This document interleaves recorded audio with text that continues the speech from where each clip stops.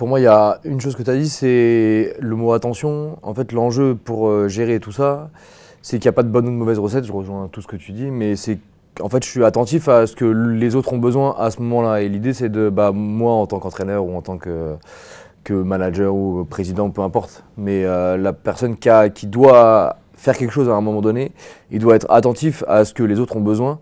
Déceler en fait dans les comportements, c'est sur un entraînement, si ton groupe il arrive et que tu vois que ils tirent tous la gueule parce qu'effectivement ils ont perdu ou autre, ou alors ils ont gagné la demi-finale mais il faut encore se projeter sur autre chose.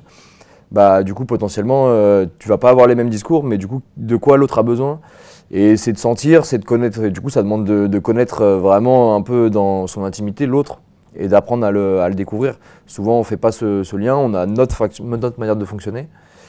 Et en fait, on veut rester dessus, et c'est le coach qui avant faisait que gueuler, en fait, parce que son mode de fonctionnement, c'est de gueuler. Mais en fait, à un moment, les autres en face de nous, ils ont besoin d'autre chose, et la situation demande encore autre chose. Et du coup, c'est de jongler entre la situation, nous, notre fonctionnement, notre manière de faire, et enfin en tant qu'intervenant, entraîneur, et la manière dont ceux avec qui on interagit ont besoin, de quoi ils ont besoin eux, en fait.